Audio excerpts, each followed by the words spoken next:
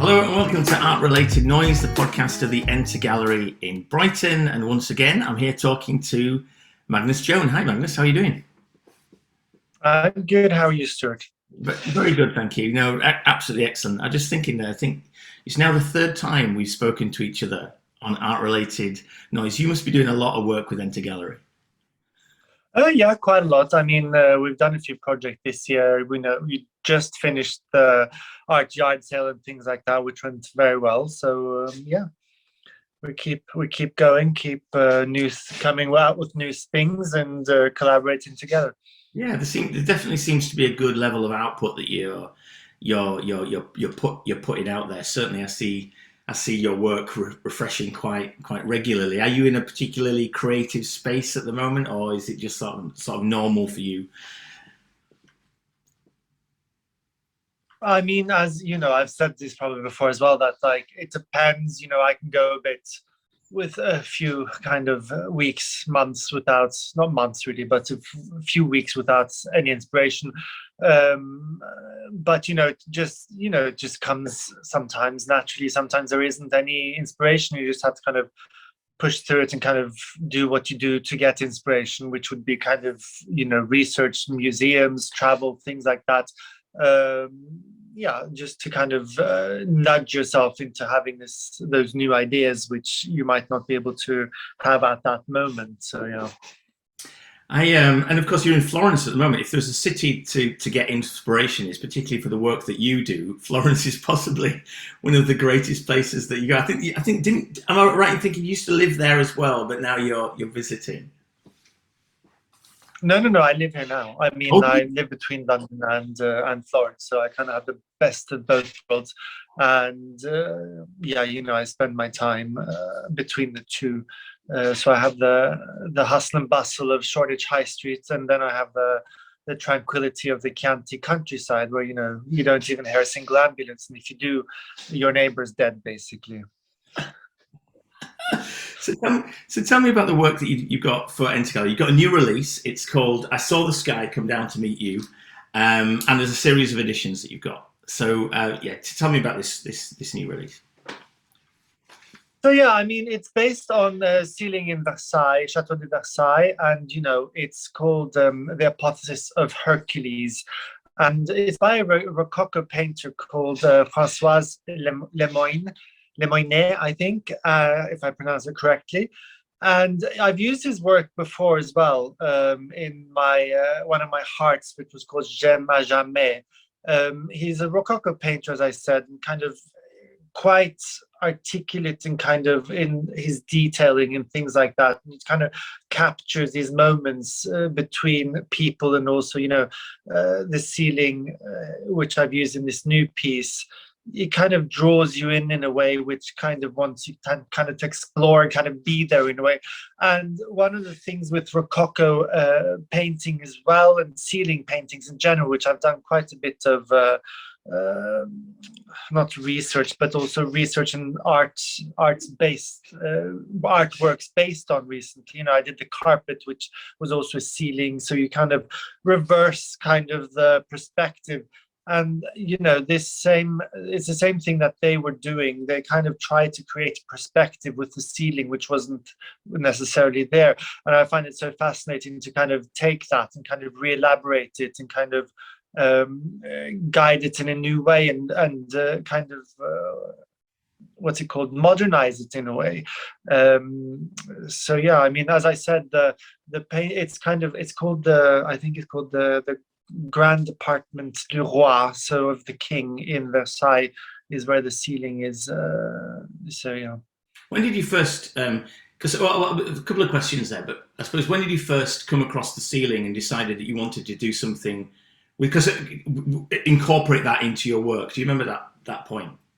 Yeah, I mean, I was, I don't know. It was one of those things where, both Italy and, I went to Versailles many years ago, and I can remember it from then. But it also kind of ceilings in Rome. I did the lenticular with a Barberini ceiling, Palazzo Barberini in Rome as well.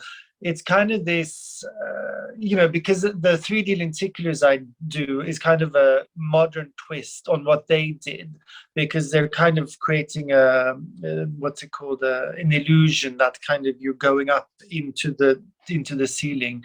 And I find it quite fascinating, because if you're also, a lot of them, if you're very close up, they're not as detailed as you may think, but they're not meant to be seen close up.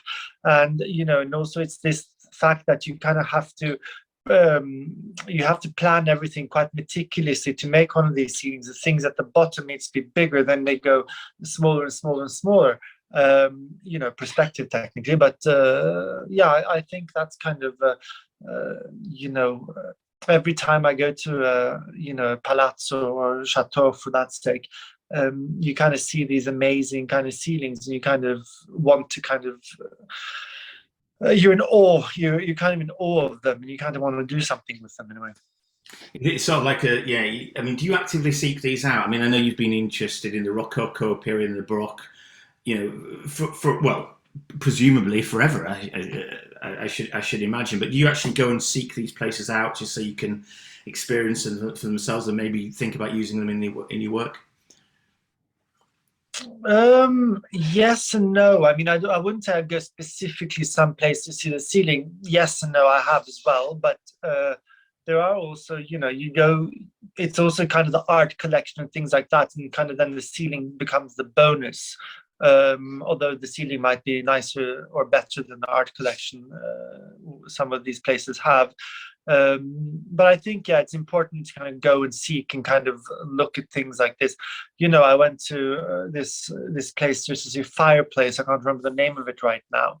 And the rest of the house is also amazing, but it's most famous for this fireplace.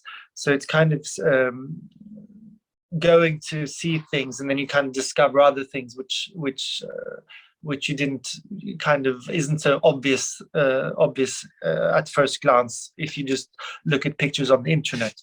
So it's a sort of joy. The joy of discovery is what I'm getting there. Exactly. Yeah.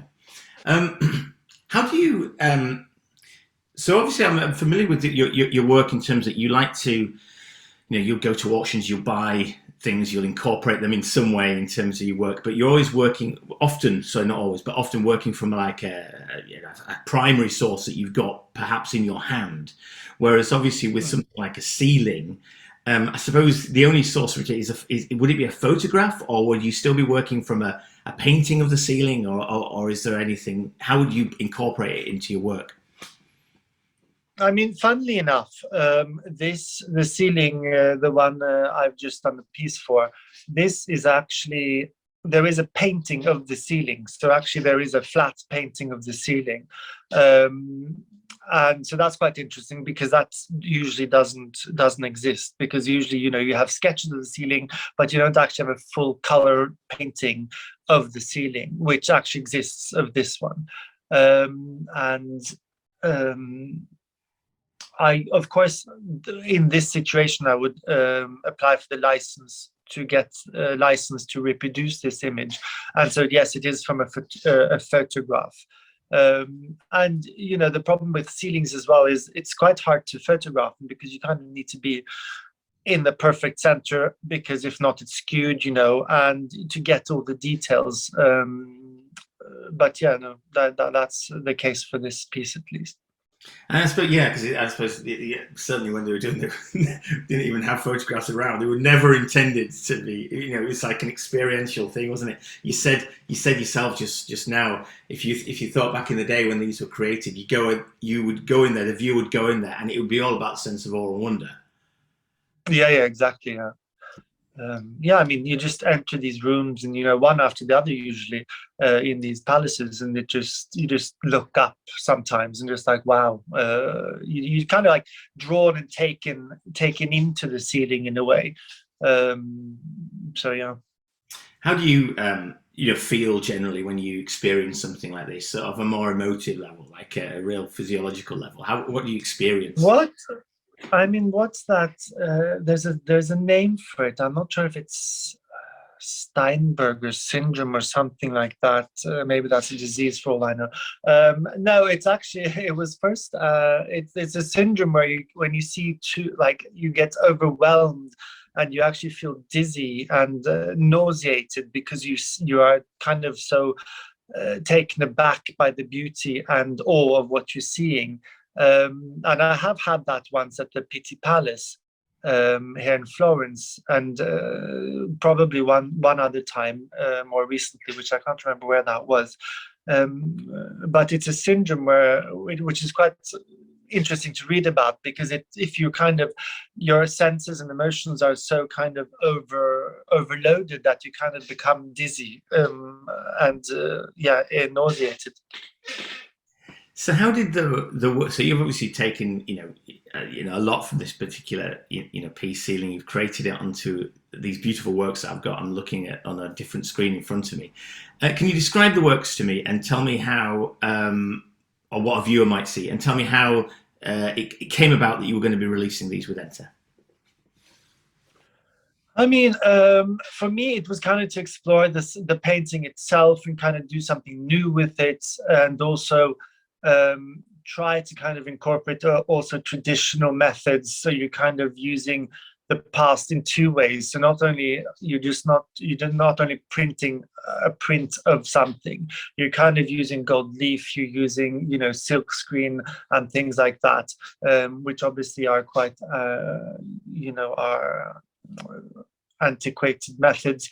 And with this, I kind of wanted to center on I call it the halo in the middle. I created a halo in color, and by doing that you kind of create something quite modern with the colors, and also kind of you're not erasing the outside of the halo, but you're subduing it or subduing it on the plain version with the silk screen. The gold version, obviously you're not subduing it, you're making it more glorious in a way, but you're kind of playing with the fact that you're changing the center. You're still keeping the center point of the piece, but you're kind of playing with elements, so they kind of are viewed in a different way. And I think that's kind of part of what I wanted to do to kind of modernize it. So you're not just seeing the whole picture as you would if you're there, or if you see a photograph or the painting. You kind of focusing on something else, but you still kind of manage to explore the outside of the halo, let's call it. So yeah, the halo. So looking at what I'm seeing at the moment, I think it's just one of the versions. It's got a blue sphere, and then around the rest, it's sort of like a gold. But all the images from the original artwork are sort of differing shades. They seem to be coming in and out. It seems with certain pieces giving extra prominence and others you're lesser so, but then centering right in the middle, you've got this sphere which I think, for me, it does seem to be playing with perspective in a slightly different way. So I'm obviously drawn. Exactly. Yeah, exactly. Is that what was going through with your mind? You saw, because I think right at the very beginning you talked about the perspective, and that was what would have been in the mind of the original artist, and then you're reinventing this from different. Exactly, you're kind of taking something from the past and you're kind of reinventing it. And it's the same with the lenticular I did.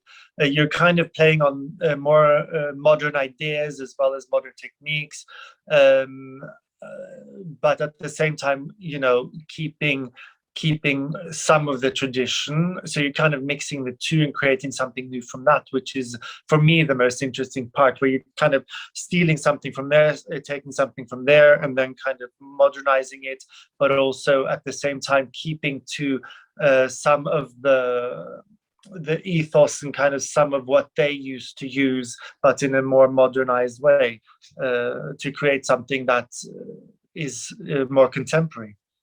And how many? What's the sort of edition like? And so, what? Tell me more about the actual logistics, if you like, of the print and what's available.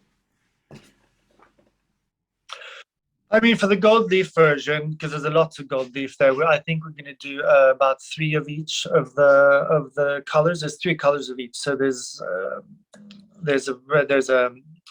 blue, as you said, and there is a reddish candy red, and also a green. That's for the gold leaf. And then there are 3 for the silk screen, which is the silk screen varnish. So the difference between the two is one obviously has gold, but there's the silk screen one, which I keep referring to, actually has the halo has got a silk screen spot varnish on it. So it's kind of makes it stand out a bit, and it makes it a bit more glossy, just the circle. So there is a contrast between the matte paper and this. It's not a gloss varnish, but you can see it's there basically. So there's a play with textures, and for the silk screen one, obviously there's also 3 colors, and that's red, blue, green as well, different blues and greens and reds from the gold leaf one, because when you use gold, you have to kind of adjust the color to kind of go better with the gold, because there's a lot of yellow in the gold, which if you put that next to a color, you have to kind of associate, what's it called? You have to adjust it so it works better with the gold in a way. So yeah, so the silk screen will be, I believe, 10 of each colorway. And is it quite, you mentioned the gold, is that quite a physical process then when you put the gold leaf on, or is it a digital process that you go through? No, so basically it's you will put a silk screen size down, so the size is the glue, and then you'd actually apply these little squares, which I think are 5 by 5 centimeters, 5.5 by 5 centimeters. So you're literally putting one, brushing it on, putting the next one on, brushing it on, and then at the end of a row or a part of the thing, you're actually brushing off all the excess gold leaf. So yeah, it's very hand kind of hand application, which again is something they've, the Chinese did it, the Italians did it, the Venetians did it, the Japanese did it. It's a very antique kind of method of doing it, and there is only one way of doing it, because if you do it digitally, it's not real gold. So yeah, that's about it. Okay, well, I mean that's amazing. The print is absolutely stunning. All the different variants of them do. So yeah, looking forward to seeing it myself in person when I get down to Brighton. And Magnus, thanks for talking once again to Art Related Noise. Thank you so much for having me. Take care.